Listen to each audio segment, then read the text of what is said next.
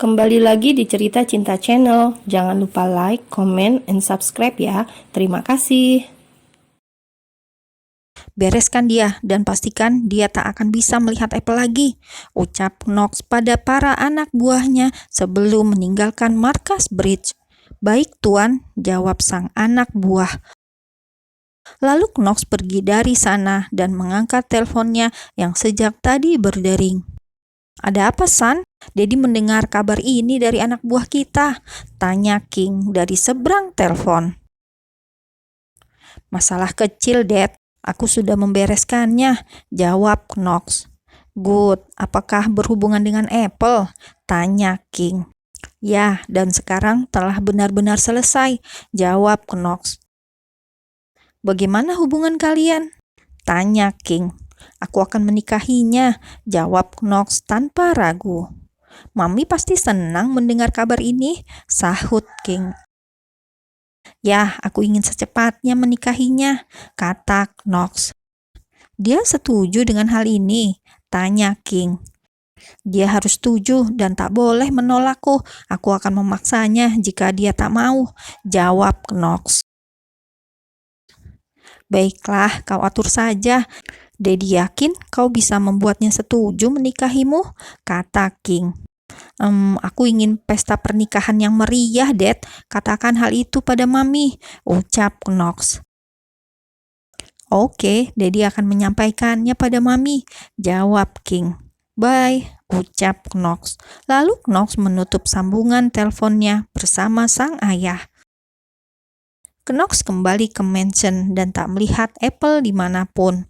Lalu Knox menuju kamar Apple karena mungkin Apple berada di sana. Tok tok tok. Knox mengetuk pintu kamar Apple karena pintu itu dikunci dari dalam. Ini aku, ucap Knox di depan pintu. Ceklek.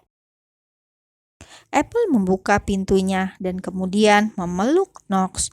Knox memeluknya dan mengusap punggungnya. Dia sudah kutemukan dan aku sudah membereskannya. Kau tak akan pernah bertemu lagi dengannya, ucap Knox. Apple masih memeluk Knox dan tak ingin melepaskannya. You're safe, kata Knox lagi ketika Apple belum melepaskan pelukannya. Aku percaya padamu, terima kasih, sahut Apple akhirnya. Tapi Apple masih memeluk Knox dan tak melepaskannya. Lalu Knox mengangkat Apple hingga kaki wanita itu melingkar di pinggang Knox. Knox membawanya ke ranjang dan duduk di pinggirnya. Kau akan terus begini? Tanya Knox. I love you, ucap Apple dengan gamblang. What? Wait, katakan lagi, sahut Knox. I love you, ucap Apple. Knox tersenyum dan memeluk Apple lebih erat lagi. I love you too, I love you so much. I love you to the moon and back. I love you more and more, sahut Knox yang menyatakan perasaan cintanya dengan sangat lengkap.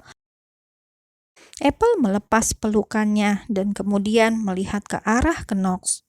Kau sangat mencintaiku, tanya Apple dengan menatap lekat mata itu. Aku sangat mencintaimu, menikahlah denganku, jawab Knox yang kemudian mengecup lembut bibir merah itu. Kau serius? Tanya Apple. Aku tak pernah seserius ini, sahut Knox. Aku akan menjadi Nyonya Romanov, tanya Apple yang membuat Knox tertawa. Ya, dan akan melahirkan pewaris Romanov untukku, jawab Knox. Aku bisa mengusahakan hal itu, jawab Apple. Knox kembali tertawa. Lalu mata mereka saling bertautan dan Apple mulai mendekatkan wajahnya pada Knox. Hidung mancung mereka kini saling bersentuhan dan kemudian bibir mereka pun mulai menempel. Knox mulai mengecup bibir Apple dan Apple pun membalasnya. Lalu Knox melumat pelan bibir wanita cantik itu dan memagutnya pelan. Apple menutup matanya dan mencoba membalas pagutan itu dengan mengikuti nalurinya. 1 minggu kemudian, apakah aku harus mengundang semua temanku di perusahaan, Hani? Tanya Apple. Ya, kau bisa mengundang siapapun yang kau mau di pesta kita nanti, jawab Knox yang kemudian duduk di sebelah Apple. Apple menulis semua daftar orang-orang yang akan diundangnya. Apakah aku boleh mengundang Tom? Dia baik padaku dan kami teman baik, kata Apple. Tak masalah, jawab Knox. Aku juga tak masalah jika kau ingin mengundang mantanmu, ucap Apple dengan mata yang masih fokus pada ponselnya. Tidak, itu akan memenuhi tempat pesta kita, sahut Knox dengan santainya. Apple menoleh pada Knox dan menaruh ponselnya. Sebanyak itu, kau bercinta dengan mereka semua. Yuh, sahut Apple. No, aku tak semurah itu, sahut Knox. Benarkah? Aku tak percaya, jawab Apple dan naik ke atas pangkuan Knox. Apple memegang kerah kemeja Knox dan menariknya mendekat. Knox tersenyum dan menekan pinggang Apple hingga tubuh mereka menempel. Lalu Apple mendekatkan wajahnya dan Knox mencium bibir merah yang manis seperti buah apel itu. Aku selalu ingin menciummu, ucap Knox lirih. Apple tersenyum.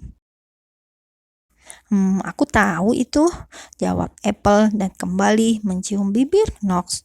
Aku tak kemanapun hari ini, kita bisa melakukan sesuatu yang menyenangkan, ucap Knox berbisik. Contohnya, tanya Apple.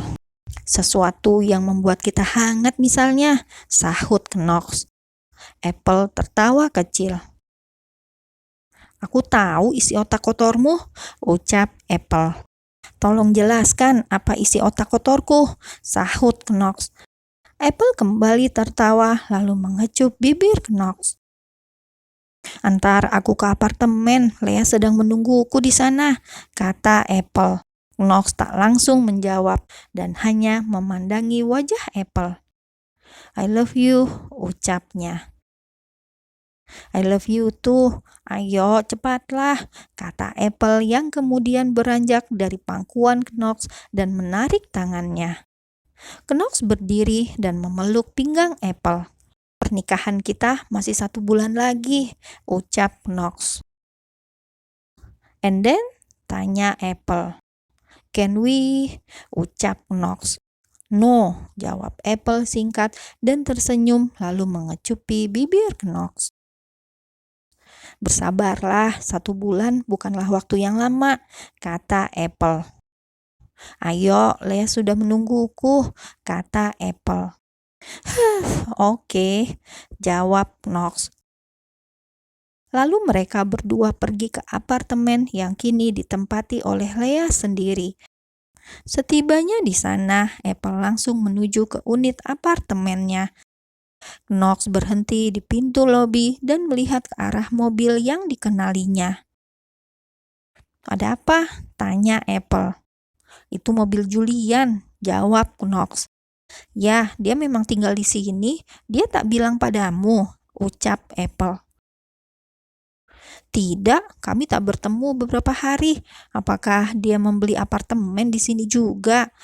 Tanya Knox yang kembali berjalan bersama Apple menuju pintu lift. Dia tinggal bersama Lea, jawab Apple. What? Apakah mereka berpacaran? Sahut Knox kaget. Entahlah, Lea hanya bilang mereka berteman dan Julian tinggal di sana sampai Lea menemukan teman kamar yang baru, jawab Apple. Mereka masuk ke dalam lift dan menuju ke lantai unit apartemen Lea. Apple menekan nomor sandi di pintu apartemen. Ceklek. Mereka masuk dan melihat Lea serta Julian memakai celemek berwarna pink. Oh my, apa yang kau lakukan Julian? Tanya Knox menahan tawanya. Membantu Lea memasak, jawab Julian tersenyum. Kalian hanya roommate atau melebihi itu?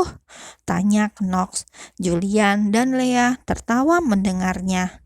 Kami hanya berteman, jawab Lea, dan Julian mengangguk lalu tersenyum.